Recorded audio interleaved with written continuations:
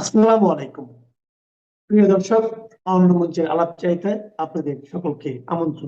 একেই বলে সময় যে ভারত আর বাংলাদেশ একসময় ছিল ইয়ারো কা ইয়ার।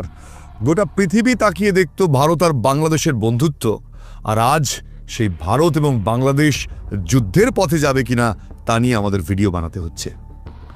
কিন্তু এই চিন্তা কিন্তু আস্তে আস্তে অনেকটাই ভাবিয়ে তুলছে। কারণ কি জানেন, শেখ হাসিনা দেশ ছাড়ার পর বাংলাদেশের পরিস্থিতি একটু একটু করে জায়গায় গিয়ে দাঁড়াচ্ছে। যতটা ভয়ঙ্কর হয়ে গিয়েছে, বিশেষ করে বাংলাদেশে একটা উল্লেখযোগ্য অংশের মধ্যে মৌলবাদী এবং উগ্র সাম্প্রদায়িক গোষ্ঠীর ভারত বিরোধী এবং হিন্দু বিরোধী প্রবণতা ধীরে ধীরে মাথাচাড়া দিয়ে উঠছে। আগেও আমরা আমাদের এই চ্যানেলে গভীরভাবে আলোচনা করেছি যে এর পেছনে পাকিস্তান এবং আমেরিকার বড় একটা হাত রয়েছে। আসলে এই ভিডিওর মধ্যে দিয়ে বোঝার চেষ্টা করি কেন ভারতের বন্ধু বাংলাদেশ আজ শত্রু হয়ে দাঁড়িয়ে। কিছুদিন আগেই বাংলাদেশের মাটি ব্যবহার করে আমেরিকার শুটার ভারতের প্রধানমন্ত্রী নরেন্দ্র মোদীকে হত্যার চেষ্টা চালিয়েছিল। আমরা আমাদের এই চ্যানেলে তার নিয়ে বিস্তারিত ভিডিও দিয়েছিলাম, আপনি চাইলে সেটা দেখেও নিতে পারেন। সেখানে আমরা দেখিয়েছিলাম কিভাবে ভারতের গোয়েন্দা বিভাগ এবং রাশিয়ার গোয়েন্দা বিভাগ একত্রিত হয়ে একজোট হয়ে আমেরিকা সেই চক্রান্তকে ভেস্তে দিয়েছিল। তারপরেই আমেরিকা গজরাচ্ছিল, আহত সাপের মদত দ্বারা অপেক্ষা করছিল আরো বড় প্রতিশোধ নেওয়ার, একটা প্রত্যাঘাত করার। কিন্তু এই আমেরিকার যেটা স্বভাব, পেছন থেকে চোরের মতন আঘাত করে, এবারও তাই করছে। বাংলাদেশের উগ্র মৌলবাদী সাম্প্রদায়িকতাকে উস্কে দিয়েছে, মানে ওই দেশের জামাত শিবির আর কি। তারা তো দীর্ঘদিন ধরে ভারত বিরোধী প্রচার করছিলই, তবে খেলাটা খুব একটা ভালো জমছিল না। তাই জমিয়ে দেওয়ার জন্য ওই দেশের এক সাম্প্রদায়িক ছাত্রনেতা, জঙ্গিদের সমর্থক ওসমান হাদি, তাকে নিজেরাই গুলি করে মেরেছে, এমনটাই অনেকেই জানাচ্ছেন। অনেক সংবাদ মাধ্যম, অনেক সূত্রের খবর, আসলে ওসমান হাদিকে মারা হয়েছে ভারত বিরোধী চক্রান্তকে আবার নতুন একটা শেপ দেওয়ার জন্য। ওসমান হাদি নিজেও যেহেতু ছিল উগ্র হিন্দু বিরোধী, উগ্র ভারত বিরোধী, তাই ওকে খুন করলে স্বাভাবিকভাবেই সম্পূর্ণ দৃষ্টিভঙ্গিটা ভারতের দিকে ঘুরিয়ে দেওয়া যাবে। তাই সেই চালটাই চলেছে ওই দেশের মৌলবাদীরা। পেছনে কে? আমেরিকা, পাকিস্তান? সেই বিষয়গুলিতে যাচ্ছি না, কারণ দর্শক যারা আমার প্রোগ্রাম দেখছেন তারা বিষয়গুলো নিয়ে যথেষ্ট ওয়াকিবহাল। আন্তর্জাতিক রাজনীতির প্রেক্ষাপটে আপনারা গত 1 বছর ধরে বাংলাদেশে যা ঘটছে সেই আন্তর্জাতিক কূটনীতি বুঝতে পারছেন। তাই আপনারা স্বাভাবিকভাবেই অনুমান করতে পারবেন এর পেছনে আমেরিকার একটা হাত থাকলেও থাকতে পারে। না হলে হঠাৎ করে ভারত বিরোধী, হিন্দু বিরোধী জঙ্গিদের সমর্থক ওসমান হাদিকে কেন বেছে নেওয়া হলো? বেছে নেওয়া হলো এই কারণেই, যদি তাকে খুন করা হয় বা তার মৃত্যু হয়, সেই মৃত্যুটাকে সামনে রেখে একটা বড়সড় বিভ্রাট, একটা বড়সড় অশান্তির আগুন বাংলাদেশে লাগানো সম্ভব। ওই দেশের জঙ্গিরা সঠিক পথেই হেঁটেছে, কারণ ওরা যা চেয়েছিল তাই হয়েছে। ওদের এক জঙ্গি ভাই হাদিকে মারার ফলে যথেষ্ট উত্তপ্ত হয়েছে। ভারতের বিরুদ্ধে যে আওয়াজ তুলবে সে অবশ্যই জঙ্গি, ভারত তাকে ছেড়ে কথা বলবে না। কিন্তু এক্ষেত্রে ভারতের বিরুদ্ধে অভিযোগের কোনো প্রমাণ নেই। একটা সাধারণ নিরপরাধ হিন্দু দীপু দাসকে শুধু হিন্দু হওয়ার অপরাধে পুড়িয়ে মারা হয়েছে এবং তারপরেই ভারতীয় দূতাবাসে হামলা চালানো হয়েছে। আবার সেই পুরনো নাটক সার্কাস, ভারতের 7 সিস্টার্স কেড়ে নেব আমরা। সার্কাসের ক্লাউনগুলো আবার নেমে পড়েছে জোকারগিরি করতে। ওরা নাকি ভারতের 7 সিস্টার্স কেড়ে নেবে। যে বাংলাদেশের ওপর যদি আমরা আমাদের বাঁধগুলো খুলে দিই না, 2 মিনিটে জলের তোরে ভেসে যাবে। সেই বাংলাদেশের বড় বড় লেকচার শুনলে আপনার মাথা খারাপ হয়ে যাবে। কোন খুঁটির জোরে নাচছে ওরা সেটা কি আমাদের বুঝতে বাকি নেই? যে এর পেছনে আসল খুঁটিটা আমেরিকা। আসলে আমেরিকা ভারতের কাছাকাছি একটা ঘাঁটি তৈরি করতে চাইছিল দীর্ঘদিন ধরেই। এখন বাংলাদেশকে পেয়ে, বাংলাদেশের মাটি ব্যবহার করে কিছু জঙ্গি সংগঠনকে হাতে পেয়ে ভাবছে বোধহয় ভারতের বিরুদ্ধে বড় কিছু করা যাবে। শেখ হাসিনা তিনি যখন ক্ষমতায় ছিলেন কোনোভাবেই সম্ভব হচ্ছিল না আমেরিকার দ্বারা সেটা করতে। শেখ হাসিনার ওপর বড্ড চটেছিলেন তারা, সেই কারণে শেখ হাসিনাকে যেন তেন প্রকারণ জঙ্গি সংগঠন দিয়ে বাংলাদেশের মন বদলে দিয়ে সেখান থেকে তাড়ানো হয়েছে। আমি বলছি না যে হাসিনার বিরুদ্ধে যে অভিযোগগুলো ছিল সেগুলো সব মিথ্যে, হাসিনার বিরুদ্ধে জনগণের যে রাগ ছিল সেটা সমস্ত মিথ্যে, কিন্তু সেই রাগ, সেই অভিমান, সেই ক্রোধকে কাজে লাগানো হয়েছে, জাস্ট আর কিচ্ছু না। দ্বিপাক্ষিক স্তরে চাপানুতর শুরু হয়েছিল ওসমান হাদির মৃত্যুর কয়েকদিন আগে থেকেই। ঢাকায় নিযুক্ত ভারতীয় হাই কমিশনার প্রণয় বর্মাকে ডেকে পাঠিয়েছিল বাংলাদেশের বিদেশ মন্ত্রক। তখনই বোঝা গিয়েছিল যে ভারত বিরোধী কোনো একটা ষড়যন্ত্র করছে ইউনূসের সরকার। বাংলাদেশের প্রাক্তন প্রধানমন্ত্রী শেখ হাসিনার কর্মকাণ্ড নিয়ে যথেষ্ট উদ্বেগ প্রকাশ করে ভারতকে তারা বার্তা দিয়েছিল। আসলে তারা তো জানে যে ভারতের ছত্রছায়ায় থাকা হাসিনা তাদের ধরা ছোঁয়ার বাইরে। সেই জন্য ওখানে বসে ইউনূসের হাত পা ছোড়াছুড়ি। ঠিক তার কয়েকদিন পরে দিল্লি বাংলাদেশকে কড়া বার্তা শুনিয়ে ফিরিয়ে দিয়েছিল বাংলাদেশের হুমকির প্রত্যুত্তর। আর কয়েকদিন পর দিল্লিতে নিযুক্ত বাংলাদেশের হাই কমিশনার এম রিয়াজ হামিদুল্লাহকে তলব করল ভারতের বিদেশ মন্ত্রক। এক বক্তৃতায় সম্প্রতি বাংলাদেশের তরুণ নেতা হাসানাত আব্দুল্লাহ সেভেন সিস্টার্সকে ভারতের মানচিত্র থেকে আলাদা করে দেওয়ার বার্তা দিয়েছেন। কথা স্পষ্ট করে বলে দিতে চাই, ভারতের যারা সেপারেটিস্ট আছে, বাংলাদেশে আমরা তাদেরকে আশ্রয় প্রশ্রয় দিয়ে যে সেভেন সিস্টার রয়েছে সেটাকে বাংলাদেশ থেকে, ভারত থেকে পাওয়া যায়। ওদের সাহসটা দিন দিন কোথায় গিয়ে পৌঁছচ্ছে। যে বাংলাদেশ একসময় পাকিস্তানের হাতে কচু কাটা হচ্ছিল, সেই বাংলাদেশের পাশে যদি সেদিকে ভারত না দাঁড়াতো, আজকে সত্যি কথাই বাংলাদেশের কিছু মৌলবাদী মানসিকতা, উগ্র মৌলবাদী মানসিকতা সেদিনও ছিল, আজও আছে, যা সেদিনকে ধামা চাপা দেওয়া ছিল, আজকে সেই আগুন আবার ফুলে ফেপে উঠেছে। ওরা জানে না যে সেভেন সিস্টার্সের মতোই ওদের চট্টগ্রাম এমন একটা জায়গায় অবস্থিত যেটাকে কেটে দিতে ভারতের না 2 মিনিট সময় লাগবে না। ভারতের অত্যাধুনিক অস্ত্রের সামনে ওরা বিকল, তবু ওই ধার করা ভিক্ষেতে পাওয়া অস্ত্র নিয়ে ওরা ভাবছে ভারতের সেভেন সিস্টার্সকে ওরা কেটে আলাদা করে দেবে, আর ভারত বসে বসে দেখবে। চায়না এই মুহূর্তে চাইছে তাদের মালকুড়ি যা রয়েছে অস্ত্রশস্ত্র এই বাংলাদেশকে দিই, পাকিস্তানকে দিই, একটু ব্যবহার করুক, দেখি আমরাও কেমন অস্ত্র বানাই। আমেরিকার সাথে কম্পিটিশনে নেমেছে যে তারা। শুধু তাই নয়, উত্তর পূর্ব ভারতের বিচ্ছিন্নতাবাদীদের আশ্রয় দেওয়ার চেষ্টা করেছিল বাংলাদেশ। হাসনাতের বক্তৃতা দেখা যাচ্ছে হাসনাত কয়েকটা গুরুত্বপূর্ণ কথা বলেছে। তার সবচেয়ে বেশি প্রভাবিত করার বক্তব্য হলো সেভেন সিস্টার্সকে দখল করবে বাংলাদেশ এবং বাংলাদেশের সহায়তা করবে ভারতের মধ্যে থাকা কিছু মুসলিম জঙ্গি ও কিছু ভারতীয়রা, যারা আসলে ভারতে থাকলেও তাদের বন্ধুই। বোঝাই যাচ্ছে হাসনাত কাদের কথা বলতে চেয়েছে। আসলে সেই সব বুদ্ধিজীবী কোট আনকোট যারা নিজেদেরকে সেকিউলার বলে মনে করেন, তাদের দেখবেন ভারতের বিরোধিতা করা একটা ট্র্যাডিশন। যেমন কোনোভাবেই দীপু দাসের মৃত্যু হওয়ার পরে তারা বলতে পারছে না যে দীপু দাস একজন হিন্দু এবং হিন্দু বলেই মুসলিম জঙ্গিরা তাকে পুড়িয়ে মেরেছে। এটা তাদের মুখ দিয়ে বেরোবে না। এমনকি নাম করা ইউটিউবার, ইন্ডিয়ার বিখ্যাত ইউটিউবার, তাকে দেখবেন ইনি কোনো ভিডিও করেননি, বলবেন না এইসব কথা। তারা যখন এখানে আরজিকরের ঘটনা ঘটেছিল তখন সে ভিডিও বানায়নি, এখনো বলবে না। তাহলে তাদের এই সেকুলারিজমে আঘাত লেগে যাবে। সুতরাং এদের কথাই যে তারা বলতে চাইছে সেটা হাসনাতের বক্তব্য থেকে পরিষ্কার। যাই হোক, এই বিষয়গুলো নিয়ে আমরা আগেও বলেছি, তবে গুরুত্বপূর্ণ একটা বিষয় হলো seven sisters. Seven sisters Bangladesh দখল করবে, এরকম আজগুবি বোকা বোকা কথা বাংলাদেশের কিছু উর্তি নেতা, কিছু অপদার্থ ছাত্র নেতা, মূর্খ ছাত্র নেতা তারা আগেও বলেছেন, আবার বলল, ভবিষ্যতে হয়তো বলবে। সেটা বড় কথা নয়, কিন্তু ভারত কি চুপ করে বসে আছে? না, ভারতকে ঠান্ডা মনে হচ্ছে। ভারত চুপ করে বসে নেই ভাই। আমি আমার নিজের অভিজ্ঞতা থেকে একটা কথা বলতে পারি। আপনারা হয়তো আমায় যারা ফলো করেন জানেন আমি নর্থ বেঙ্গল মাঝে মধ্যেই ঘুরতে যাই এবং নর্থ বেঙ্গলের বিভিন্ন জায়গা আমি এক্সপ্লোর করি। আপনারা যারা নর্থ বেঙ্গল বা উত্তরবঙ্গ যান বা এই হালফিলে গিয়ে ঘুরে এসেছেন, দেখেছেন যে নর্থ বেঙ্গলের বিভিন্ন জায়গায় ভাঙা চূড়া নির্মাণ কাজ চলছে। কোথাও রাস্তার উপর ওভারব্রিজ হচ্ছে, কোথাও একরে ওভারব্রিজ গিয়ে একরে পৌঁছে যাচ্ছে পাহাড়ে, কোথাও লুপ ব্রিজ তৈরি হচ্ছে, নতুন রাস্তা নির্মাণ হচ্ছে, নতুন করে কোনো জায়গায় ব্রিজ তৈরির কাজ চলছে। এখন অনেকেরই মনে প্রশ্ন, নিশ্চয়ই ট্যুরিজমকে আরো উন্নত করার জন্য সরকার থেকে এগুলো করা হচ্ছে, কিন্তু আদতে এসব নয়।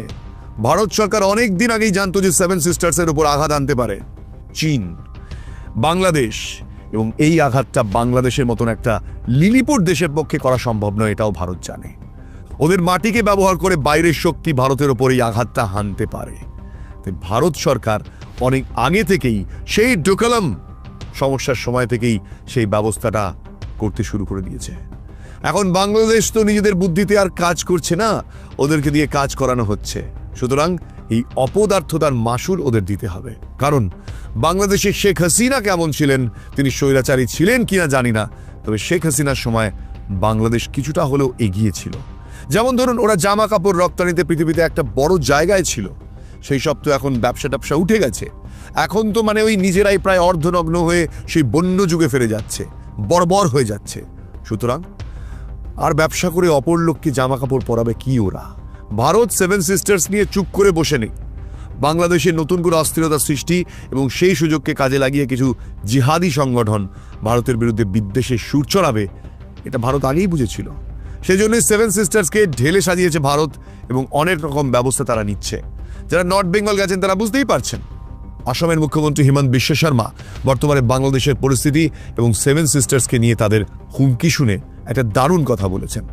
হিমন্ত বিশ্ব শর্মা বলেছেন, রাজ্য সরকার সীমান্তে কড়া নজর রাখছে। শুধু তাই নয়, রাজ্য সরকার আসামে এমন কিছু ব্যবস্থা নিয়েছে যা অনেক সুদূর প্রসারী। ওই একই কথা ত্রিপুরার মুখ্যমন্ত্রী মানিক সাহাও বলেছেন।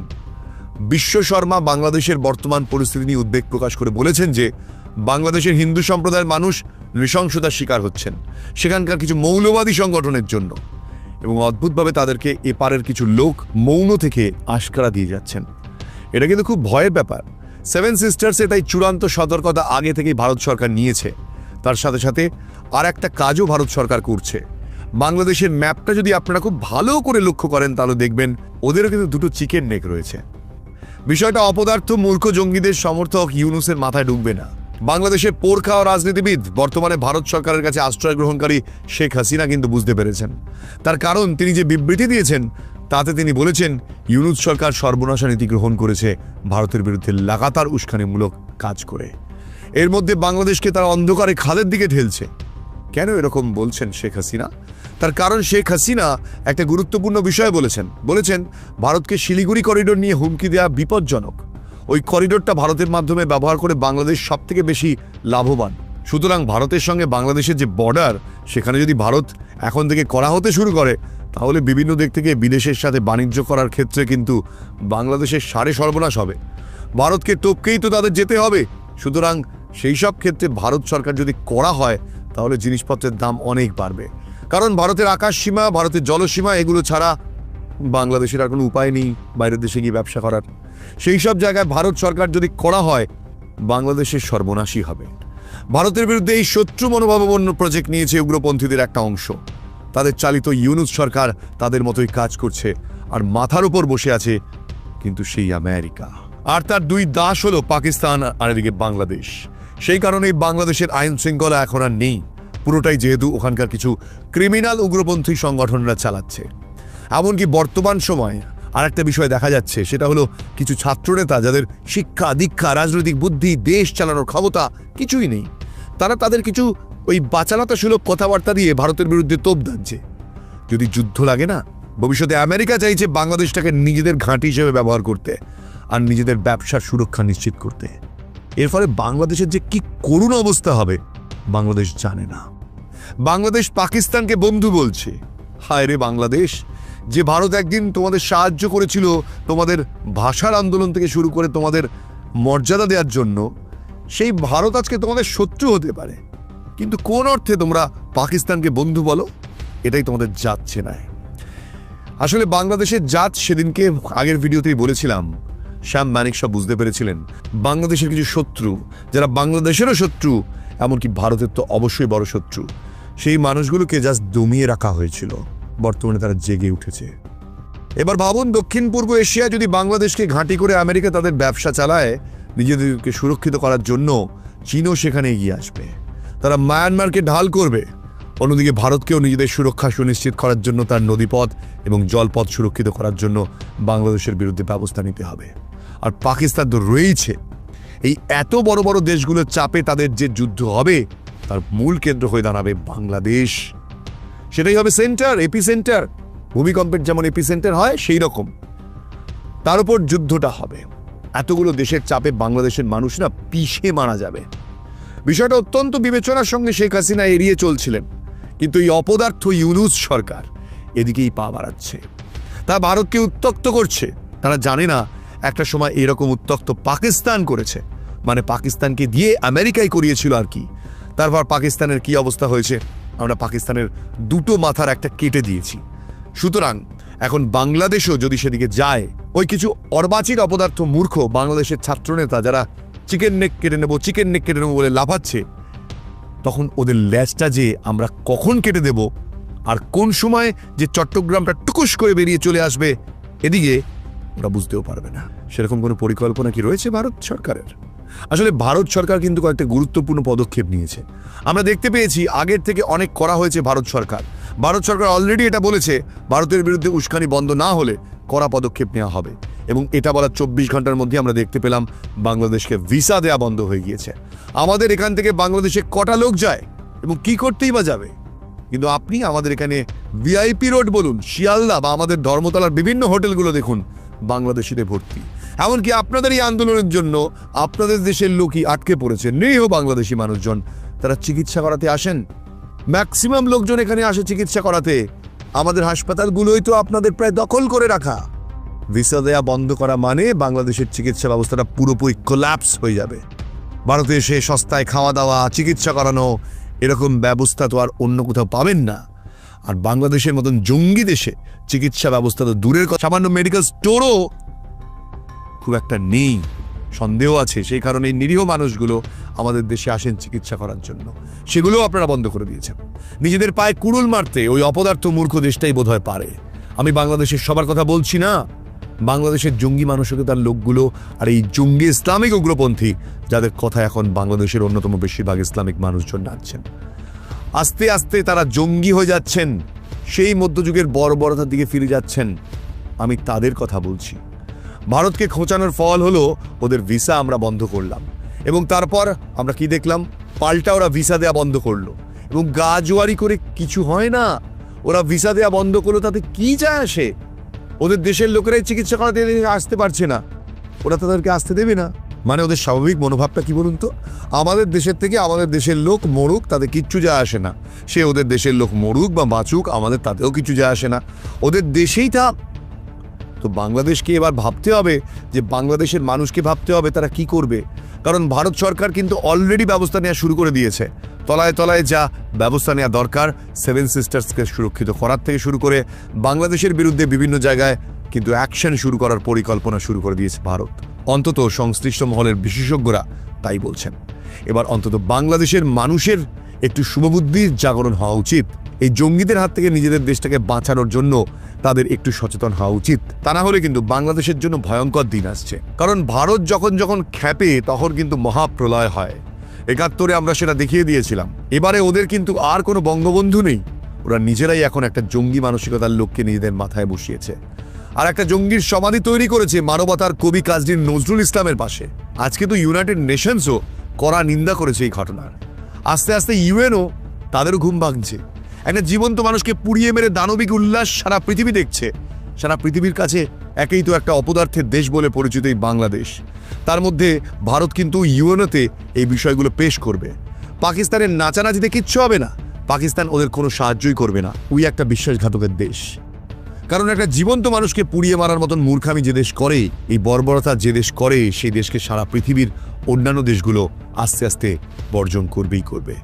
আজ হিন্দু বিরোধিতা, মানবতা বিরোধিতা, মধ্যযুগীয় বর্বর কায়দায় নিজেদের ধর্ম পালন দিয়ে আধুনিক বিশ্বে ওরা কিন্তু বেশি দিন টিকে থাকতে পারবে না। আর সেটাই হবে মোক্ষম চাল ওদের কাছ থেকে চট্টগ্রাম ছিনিয়ে নেয়ার। ভারতকে সেই পথেই হাঁটছে। বাংলাদেশের মানুষের শুভবুদ্ধির উদয় হয় কিনা এটাই এখন দেখার, নাকি ভারতকেই নামতে হয় হিংস্র হায়নাদের দাঁতগুলোকে নিজেদের বিয়নের দিয়ে একটা একটা করে উপড়ে নেওয়ার জন্য। সেই দিনটার প্রতীক্ষা আছি আমরা সবাই, হয়তো আপনিও আমিও। যাই হোক, আজকের মতন এইটুকুই। আর এটুকু বুঝতে পারছি যে বাংলাদেশের মানুষও, শুভবুদ্ধি সম্পন্ন মানুষ এটা বুঝতে পেরে এই মুহূর্তে বুঝতে পারছেন যে বাংলাদেশের এই কৃত্রিম স্বাধীনতা আদতে বাংলাদেশের মানুষের জন্য বিষ পান, তাছাড়া আর কিছুই নয়। সময় আসছে, মানুষ জাগবে। আর এই ভিডিও প্রচুর মানুষের কাছে পৌঁছে দিন, এটা বোঝার জন্য বর্তমান পরিস্থিতিতে বাংলাদেশকে দমন করার জন্য ভারত সীমান্তে একেবারে চুপ নেই। যাই হোক, এই ভিডিওটা ভালো লাগলে প্লিজ আমাকে সাবস্ক্রাইব করে যেতে ভুলবেন না। ভারতের সাথে লড়তে গিয়ে বাংলাদেশকে এবার চড়া মূল্য দিতে হচ্ছে। এতদিন তো ঠিকই ছিল, কিন্তু মাঝখানে যেই না ভারতের পরম বন্ধু রাশিয়া এসে দাঁড়িয়েছে, ঢাকার অবস্থা তো একদম টাইট। 2026-এর নির্বাচন নিয়ে এমনিতেই সংকট চলছে, তার উপর মস্কো থেকে আসা একটা গোপন চিঠি ইউনূস সরকারের রাতের ঘুম কেড়ে নিয়েছে।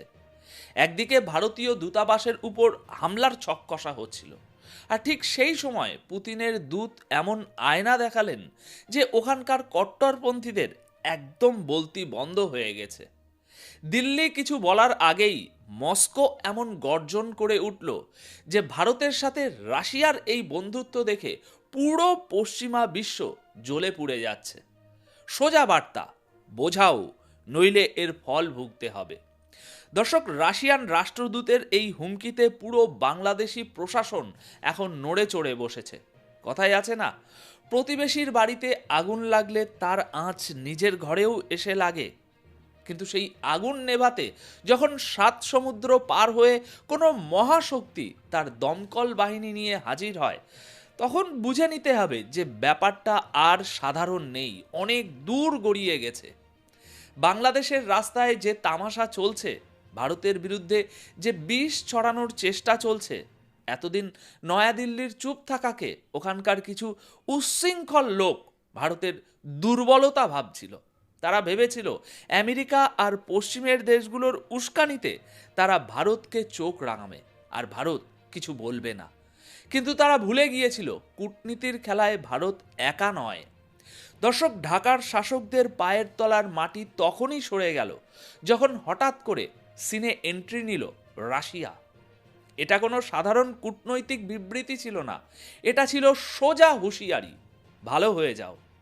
যে রাশিয়া সাধারণত অন্য কোনো দেশের অভ্যন্তরীণ ব্যাপারে খুব একটা নাক গলায় না, সেই রাশিয়ার হঠাৎ বাংলাদেশের ব্যাপারে নাক গলানো এবং ভারতের পক্ষে লাঠি ধরা, এটা 2025 সালের ভূ রাজনীতির বা জিওপলিটিক্সের সবচেয়ে বড় ঘটনাগুলোর একটা। ঢাকায় বসে রাশিয়ান রাষ্ট্রদূত আলেকজান্ডার গ্রিগোরিচিভ খোজিন ওখানকার সরকারকে যেভাবে ধুইয়ে দিয়েছেন, মানে আমাদের মোহাম্মদ ইউনুস স্যারকে যেভাবে ধুইয়ে দিয়েছেন, তা শোনার মতো, সত্যিই শোনার মতো, সত্যিই শোনার মতো। তিনি স্পষ্ট করে দিয়েছেন ভারতের বিরুদ্ধে যেসব ষড়যন্ত্র করা হচ্ছে তার উপর এখন পুতিনেরও নজর আছে। 2026-এ ওখানে নির্বাচন, কিন্তু তার আগেই যে পরিস্থিতি তৈরি করা হচ্ছে তা বড় কোনো একটা ঝড়ের ইঙ্গিত দিচ্ছে। এখন প্রশ্ন হলো, মস্কোকে কেন মাঝখানে আসতে হলো? বাংলাদেশের পরিস্থিতি কি এতটাই খারাপ যে বাইরের শক্তিকে হস্তক্ষেপ করতে হচ্ছে? 2026-এর নির্বাচন বানচাল করতেই কি ভারতকে টার্গেট করা হচ্ছে? রাশিয়ান রাষ্ট্রদূত যে মিটমাট করার কথা বললেন, এর পেছনের আসল উদ্দেশ্য কি? এটা কি ভারতের কূটনৈতিক জয়, নাকি দক্ষিণ এশিয়ায় রাশিয়া নিজের নতুন জায়গা খুঁজছে? এই সব প্রশ্নের উত্তর আমরা এই ভিডিওতেই দেব, কারণ এই গল্পটা শুধু দুটো দেশের নয়, এটা এশিয়ার পাওয়ার ব্যালেন্সের গল্প। দর্শক, সবার আগে কথা বলা যাক সেই বিবৃতি নিয়ে যা কূটনৈতিক মহলে বেশ তোলপাড় ফেলে দিয়েছে। বাংলাদেশে রাশিয়ার রাষ্ট্রদূত আলেকজান্ডার খোজিন ঢাকায় এমন একটি কথা বলেছেন যাকে সোজা কথায় আল্টিমেটাম বলা যায়। তিনি পরিষ্কার বলেছেন বাংলাদেশের উচিত ভারতের সাথে উত্তেজনা কমানোর চেষ্টা করা। এখন এই কথাটার টাইমিং দেখুন। একদিকে বাংলাদেশে ভারতীয় দূতাবাসগুলোকে টার্গেট করা হচ্ছে, ভারতীয় পণ্য বয়কটের ডাক দেওয়া হচ্ছে, আর সংখ্যালঘুদের উপর হামলার পরিবেশ তৈরি হয়েছে। ঠিক এই সময়ে দাঁড়িয়ে রাশিয়ান রাষ্ট্রদূতের এটা বলা যে সম্পর্ক পারস্পরিক বিশ্বাস ও আস্থার উপর হওয়া উচিত এবং উত্তেজনা আর বাড়তে দেওয়া যাবে না, এটা সরাসরি ওখানকার বর্তমান সরকার আর উপদ্রবকারীদের জন্য একটা ওয়ার্নিং। খোজিন স্পষ্ট বলেছেন 2026-এর নির্বাচনের আগে ভালো পরিবেশ তৈরি হওয়া জরুরি। দেখুন, রাশিয়া জানে বাংলাদেশে যদি ভারত বিরোধী আবেগ বাড়তেই থাকে তবে এই পুরো অঞ্চল অস্থির হয়ে যাবে। রাশিয়ার এই হস্তক্ষেপ প্রমাণ করে তারা ভারতের চিন্তাকে কতটা গুরুত্ব দিচ্ছে। পশ্চিমের দেশগুলো তো কথায় কথায় মানবাধিকারের বুলি আওড়ায়, কিন্তু ভারতের স্বার্থের কথা এলেই তারা মুখে কুলুপ এঁটে থাকে। সেখানে রাশিয়া এগিয়ে এসে প্রমাণ করে দিল যে তারাই হলো অল ওয়েদার ফ্রেন্ড, মানে সব সময়ের বন্ধু। খোজিন এটাও বুঝিয়ে দিয়েছেন এই কাজ যত তাড়াতাড়ি হবে ততই মঙ্গল, অর্থাৎ রাশিয়া আর অপেক্ষা করার মুডে নেই। এই বার্তা শুধু ঢাকার জন্য নয়, সেই সব পশ্চিমা শক্তিগুলোর জন্য যারা বাংলাদেশের জমি ব্যবহার করে ভারতকে ঘেরার ফন্দি আঁটছে। এবার আসুন এই পুরো ঘটনার মূলে যাই। দর্শক, বাংলাদেশে আসলে হচ্ছেটা কি? কেন হঠাৎ ভারতের বিরুদ্ধে এত বিষ উগরে দেওয়া হচ্ছে? এর উত্তর দিয়েছেন বাংলাদেশেরই প্রাক্তন মন্ত্রী মহিবুল হাসান চৌধুরী। আর তিনি যা ফাঁস করেছেন তা শুনে চমকে যাবেন। তিনি সাফ বলেছেন এসব কিছু স্পন্সার্ড বা সাজানো ঘটনা, মানে ইচ্ছে করেই করানো হচ্ছে।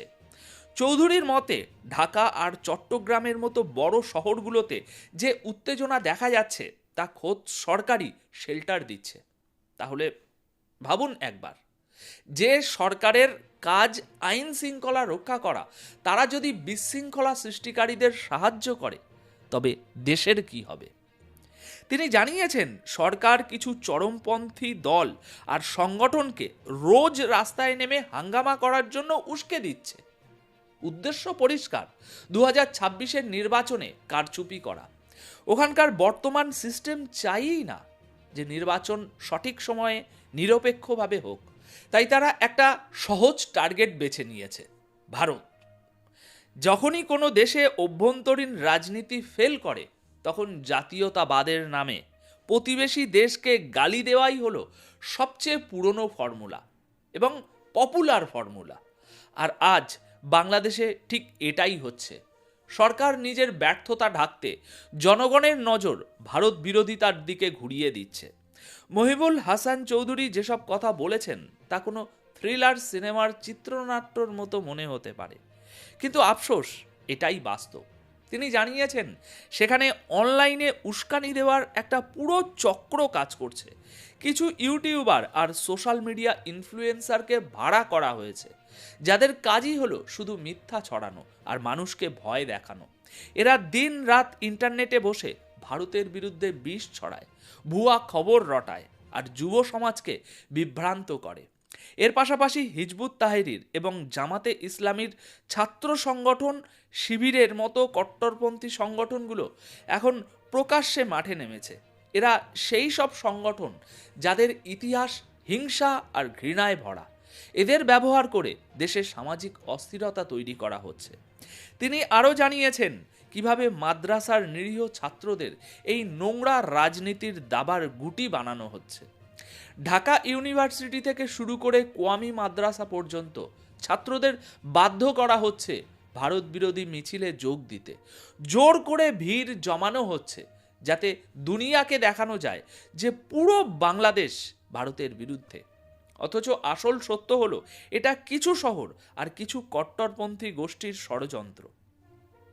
কিন্তু এখন প্রশ্ন হলো, রাশিয়ার এতে কি স্বার্থ? রাশিয়া কেন ভারত আর বাংলাদেশের ঝগড়ার মাঝখানে ঢুকছে? দেখুন, এটা বুঝতে হলে আমাদের একটু জিওপলিটিক্সের মানচিত্রটা দেখতে হবে। ভারত আর রাশিয়ার সম্পর্ক তো সবার জানা, কিন্তু বাংলাদেশের সাথেও রাশিয়ার পুরনো সম্পর্ক আছে, বিশেষ করে রূপপুর পারমাণবিক বিদ্যুৎ কেন্দ্র নিয়ে। রাশিয়া সেখানে হাজার হাজার কোটি ডলার ইনভেস্ট করেছে, আপনারা তো জানেন। যদি বাংলাদেশে অস্থিরতা থাকে বা এমন কোনো কট্টরপন্থী সরকার ক্ষমতায় আসে যারা পুরোপুরি ওই পশ্চিমী দেশ বা পাকিস্তানের ইশারায় নাচবে, তবে সেটা রাশিয়ার এই কোটি কোটি ডলারের বিনিয়োগের জন্য ব্যাপক বিপজ্জনক। রাশিয়া দেখছে কিভাবে আমেরিকা আর পশ্চিমী দেশগুলো বাংলাদেশকে ব্যবহার করে দক্ষিণ এশিয়ায় নিজেদের ঘাঁটি বানাচ্ছে। রাশিয়া এটা কখনোই চাইবে না যে ভারতের পাশে এমন একটা দেশ দাঁড়িয়ে যাক যা ভারতের জন্য মাথা ব্যথার কারণ হবে এবং পশ্চিমী শক্তিগুলোর আড্ডাখানা হয়ে উঠবে।